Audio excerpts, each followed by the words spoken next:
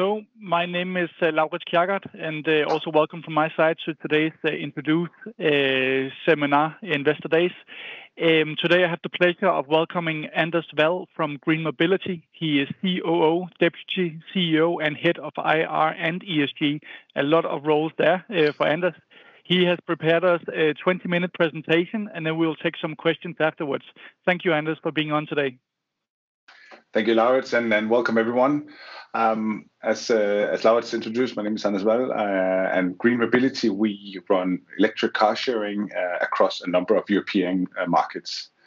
As you'll see on the slides, we see ourselves as a very green mobility provider, of course, to a very large extent based on the vehicles that we use, but I'll get a little bit into that. Next slide, please. The basis of our business has since day one been on three mega trends. So urbanization, that more and more people are moving into the larger cities. We see this as a global trend, obviously causing a lot of issues in terms of pollution, queuing, parking issues, and so on. These are some of the challenges that we are trying to solve or combat, or at least play a vital role in that. The second trend that we work on is the green agenda or sustainability, becoming an increasing topic in cities as well. It's not long ago that it was something that we just talked about. Now we see specific actions being implemented by cities across the world. Personally, I would like to see that we do even more, that we motivate people to actually make this change. The last part, or more an enabler in terms of trends, is the sharing economy, that we've become used to sharing things, whether it be in cars, but it could also be bags or vacation homes and so on. That's what we're building the business on, and I think more interestingly, we see a huge change in that just the last couple of years in cities across Europe towards making a much more sustainable city, a much more better living environment, and focusing on mobility as a key driver in that. Next slide, please. So Green Mobility's business today, we started the business 2016. Already in 2017, we went public on First North here in Copenhagen, and then last year we took the company to the main market and are listed at the small cap today. We operate across 5 countries today, so Denmark, Sweden, Finland, Belgium, and Germany, in a total of 8 cities, and a roughly fleet of 1,000 EVs across these markets. It's all EVs, no hybrids and others, but they are also a mix of small cargo vans to service other needs than just driving to and from. Obviously, CO2 savings is one of our key KPIs, as you see here. We've crossed also 2,800 tons of CO2 saved today. The customer count today is something that we see rising day by day and even more aggressively. So today we actually passed 140,000 customers as well across the markets that we operate in. Next slide, please. Driving car sharing, and maybe specifically also with EV, for us, this is ultimately about changing people's behavior. You have to do something different tomorrow than you did today. And to do that, it's vital that it's very simple. So that's something we focus very much on in our business, having one app to solve everything. So regardless of which city you use our service in, it's only one app. We are, of course, 100% green, which also means that not only do we drive with EVs, but we also focus on the power that we put into the cars. We have all our services in-house, so our own street team in all of the cities, customer service, so on. Parking, we work both with public parking, so on-street parking, but we also offer a number of hotspots with private parking across the cities that we're in. Price-wise, product-wise, not to go too much into detail, the basic service is to take the car on a pay-by-the-minute service. So if you want to go for 5 minutes, you only pay for 5 minutes. But you can also choose to have packages all the way up to 1 week, where you, of course, get a discounted rate. Next slide, please. The way we structure our business is we make it on a hub and satellite basis. So in order to reduce cost. This means that we can service much more cities without having to make a physical office in all the cities that we operate in. As an example, we have Copenhagen that services all the Nordic cities, which means in Malmö, Gothenburg, Helsinki, and Aarhus, we don't have a physical office. We have our street team on the streets, but all customer calls, all marketing is handled out of Copenhagen. In addition to reducing cost, it also reduces our risk on capital. So, for example, should a city turn out not to work, despite all our research, we can actually move the cars to different cities. So we have very little sunk cost in a city. So it gives much more flexibility in the business and provides much easier scale. We have, in addition to Copenhagen, we also have today a hub in Antwerp in Belgium, where we run the business as a joint venture with a large taxi company. And here it made obvious sense. They have all the facilities there.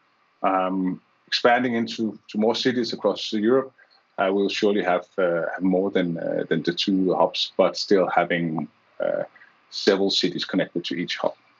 Next slide, please. We are to a very high degree a tech-enabled company, which means everything runs obviously from a customer perspective on your phone. We connect directly with the cars. You don't need anything else in your phone, no keys on the car or anything else. Everything runs on our platform and connected through a hardware box in the cars. From there, we can monitor everything that goes on a day-to-day basis. We use this for two purposes. One, obviously, to monitor the fleet on a day-to-day basis so we can reposition the cars if needed. We know the battery status and so on, so we can actually directly push tasks into our street team from our backend platform. Secondly, we use it obviously as well to develop the business. I think that's equally an important part that we continuously add new features in the business, both based on our data, but obviously as well on customer behaviors. Next slide, please. I put in a few examples of some of the latest developments we've done. One is our Green Saver, which is a monthly subscription.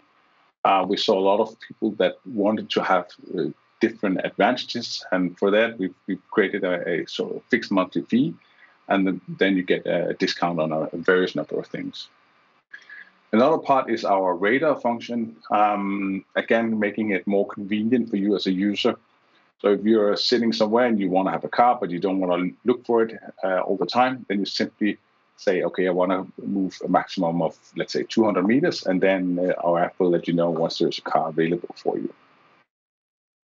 The last part is our latest cargo vans. For some time, we worked with smaller cargo vans, but recently we've also added large or full-size cargo vans, and something actually we see a great demand for, that you can use this for going to IKEA, moving stuff, and so on.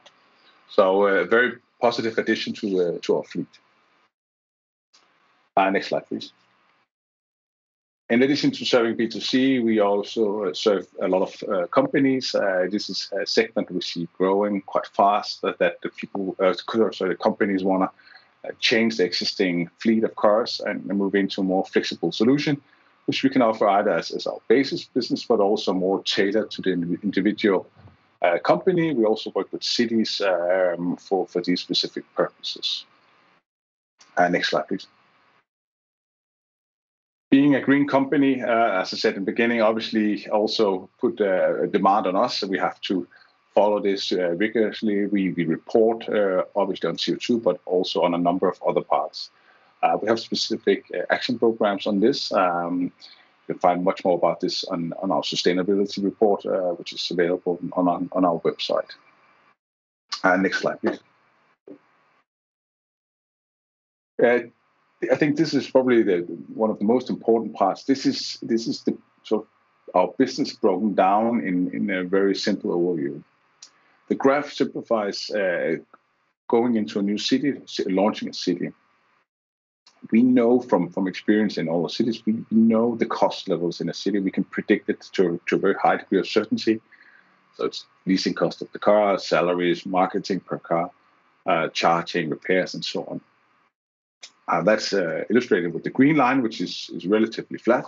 So it goes up a little bit in the beginning as usage increases, and then over time, we know that we will see a sort of economies of scale, but also lower cost on EVs. But relatively predictable. It's around €1,000 or 7,500 kroner, Danish kroner, on average per car per month. This measurement per car per month is a vital part, because that's where we measure all our business. So each city is measured according to this, because obviously the car is the cost center, it's also the revenue driver. Similarly, we see the other line, the gray line, and as most of the businesses from day one, we don't have much revenue. That's something we build up in every new market we go in. Do this with both traditional marketing, commercial corporations, B2B, and so on. Constantly, we work on sort of reducing, obviously, the time to break even, and also lowering cost levels. So the burn per city is less and less. And this is actually something that's constantly moving, sort of improving the cities and the business model as we go along. Next slide, please. And maybe jumping a little bit, but still, sort of in this context, the aspirations that we've set for Green Mobility is that we want to be a clear leader in electric car sharing in Europe. We want to be an industry champion in doing so, but also, and we want to do this by being in 35 cities and having 10,000 EVs by 2025. So scaling from the current 8 cities to 35 cities in the next 4 years, which means we should launch about 6 cities a year, and at actually a relatively comfortable level, but still something that requires sort of an effort from our company. The other part in our aspirations is also to sort of quantify what will this mean. Having a fleet at that level, having the revenue, and from the slide before, we could see that the revenue per car is what's driving the business. So we've set a clear target saying a car in a fully phased-in mature city will have a monthly revenue of 10,000 Danish kroner. And as you see an example in the bottom part from Copenhagen has actually today 9,500, so very close to this. So we can base the business, we base the scale up on the numbers that we already know and we can prove. Next slide, please. And we can jump a little bit. So from the introduction, maybe going into a little bit the performance we've seen, and these are some of the slides also taken from our Q2 report. Here you see sort of indication of the user, the growth in user activity, or the essentially going back to the start of the business. So traditionally, we've seen spikes in holiday seasons and so on. It's also very clear when COVID hit, the dip you see last spring. But more interesting enough that the rebound was quite fast. So the impact, the negative impact, was relatively short-lived. And then you see sort of the graph on a sort of longer period. There's a very clear growth trend in the business. What we also saw was that so the lockdown, at least from Copenhagen basis, we had in the beginning of 21 was very short-lived, and we've adapted the business so we can actually work in these crisis situations. We've also seen a tremendous uptake in shared mobility during COVID. A lot of people have changed their behaviors into more shared mobility. And I think it's also very clear on the graph, especially as we're heading into both Q1 but also Q2 at the end of the graph this year. So it's a very strong growth in our customer usage. Next slide, please. A few headlights from Q2. Obviously, a sort of all-time high quarter across all our cities. Record in Copenhagen, which is our most mature city, where we saw a 17% EBIT level in the business here. But all markets are growing. Some more impacted by late COVID restrictions, but in general we see a positive development across our cities. In addition to our growth, we've carried out some cost reductions in across the board to further improve the business and the growth that we see in the market. Q2 is also where we launched our 8th city in Brussels, so now 3 cities in Belgium. It's despite being one of the most impacted cities or countries during COVID, still an area where we see a high growth expectations. I think we can go on to the next slide, please. And here, coming back to the revenue per car, and here specifically quarter by quarter, and so here you can follow the development per city.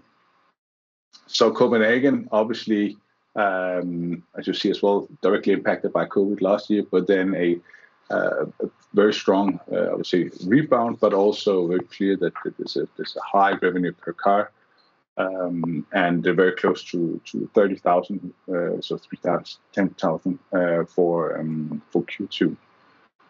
Similarly, if we go to the next slide, in Aarhus is our second city and a little behind Copenhagen in maturity, but very strongly on its path toward break even, which we've announced will happen this year. We're very quite comfortable on that. Go to the other cities on next slide, please. Okay, sorry, I think there was a slide missing, but maybe I can just cover that. When we look at, we do similar reporting on both on Finland, on Belgium, and Sweden, obviously, and also see a similar growth development, although all of them were launched last year, so they are behind in maturity, but also we see that as natural according to the graph development I showed you before. When we look at the market potential across Europe, we see a high growth potential. We've identified 162 cities that we could potentially go into, simply from a size perspective. So we usually operate in cities with 250,000 or more, and those we have 162 of. So the market is there. Cities are embracing green solutions at the moment, where we can actively show that we have an impact in the market. We can provide them with the data that they need just to show that we are improving or reducing emissions, and we are improving lowering of private cars in the cities. We're obviously not the only one doing this, but we see from our strong operational platform that we can actually compete with even the largest in Europe.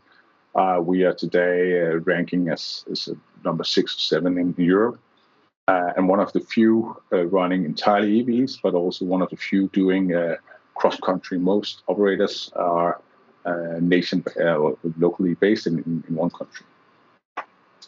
And if we do the next slide, I think just to wrap up again with our, when we look at our aspirations and put this into a sort of context again, saying from the base we have today, we've proven that we can build the cities, we can make them profitable, we can reach this revenue target. We have other cities that are relatively, of course, to their launch period. They are tracking in the right directions, growing into the same size of city. Now it's about expanding the business across Europe.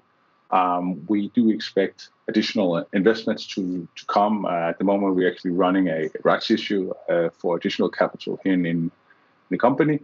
But going forward, we obviously expect that we need to bring in additional growth capital.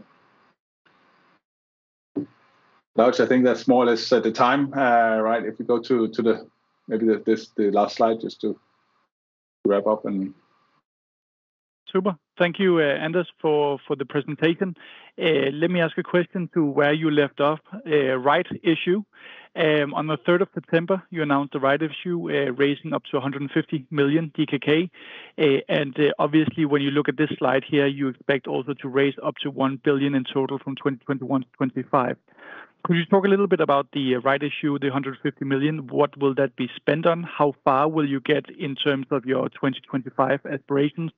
And what is sort of the next steps for Green Mobility? Sure. Yes, from the slide before, we've set some expectations of investing up to 1 billion in the coming years. It may be less, but we also want to be very transparent in that this is a growth case. We will need additional funding, but we can also show very clear progress in the individual cities.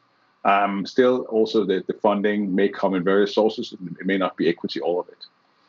But you're right. We've launched a rights issue for let's say the first 150 million. We are in full process of that. There are still possibilities of participating in that. But that's sort of the first part. We will use the proceeds from that to primarily launch new cities, but obviously we still have some cities that are not yet profitable, simply due to the nature of their maturity. But the focus is to launch more cities, to actively pursue this aspiration, and going a big step towards the 35 cities. In terms of time, we've also said publicly that we expect this funding will enable us to come into 23, whether it's the beginning of 23 or later in 23. Depends also very much on how many cities do we launch next year. What are the opportunities that arise in the market? So if we jump to the second half of this year, but also next year, what sort of cities on the pipeline? You also mentioned that, in your recent communication, that you're also increasing the number of cars in Copenhagen. So you're increasing the cars there. Is there other areas where you need more cars, for example, Aarhus and Oslo? You've previously been present. Will we receive a comeback there? And then Germany is obviously something that you're just commenting on now with the recent acquisition. Is that the sort of three main areas that we should be looking into, or is there anything I've forgotten? The good part is that we have so many opportunities, so it's really for us to choose the best ones and where we get the most out of our investment. You're right, we are expanding the fleet in Copenhagen, and it's simply when we look at the number, look at the growth level we reach, the market has room for more. So putting additional cars will simply add to the revenue and also the profit, because Copenhagen is profitable. And we will increase the fleet in other cities as well when it makes sense. One of them we are actively looking at as well is Helsinki, where we launched with a smaller fleet. We've added some cars during the summer, and we will add more cars because that's proving also to be a strong city that we see growth potential in. Looking at other markets, I would say a lot of cities are in potential. We look very much for cities, countries where currently we can get an advantage from subsidies, but also where there's a political support. Could be in terms of parking, for free parking for EVs or shared mobility. Obviously something that impacts the business on short term, and especially in the launch period. We can reduce the cost, and these countries and cities are absolutely attractive. And just a last question. If we talk about your aspirations for 2025, you mentioned 35 cities here. On one of the other slides, you mentioned that 162 cities in the market. Does that mean in 2025 that's only the first step in the goal, and then the next step is to roll out more? So I guess my question is, achieving this 20% EBIT margin on a group level, is that even plausible in 2025? Because maybe there's room for expanding even more, which will obviously dilute your margins. Yes and no. First, I think if we sort of fast forward time, it's 2025. We have 35 cities. I doubt very much we're just gonna sit back and relax and say now we've done. Surely we'll set new targets. I think in terms of, and obviously you're right, is it then realistic to have a 20% margin across the group? Not if we continue to invest, but at that time we will have reached a stage where we will have enough cities profitable, so we will to a large extent be able to fund our expansion on organic perspective. So that's one thing. And the other thing is, even if we were to raise additional capital, we at that time can present, let's say, 20-25 cities that are profitable and a very strong track record. I don't doubt that we can raise additional capital even at the expense of a dropping EBIT level. because then we will be able to separate the two things very clearly. That's very clear, Anders. I think I'm afraid that's all we have time for today. As a friendly reminder, we have investment coverage on the introduced platform on Green Mobility, and feel free to reach out to me, and you can also have a follow-up call with Anders. He's always happy to take on board new investors if you are interested in that. So enjoy the introduced day, the rest of you, and thank you so much to Anders presenting today. Thank you very much.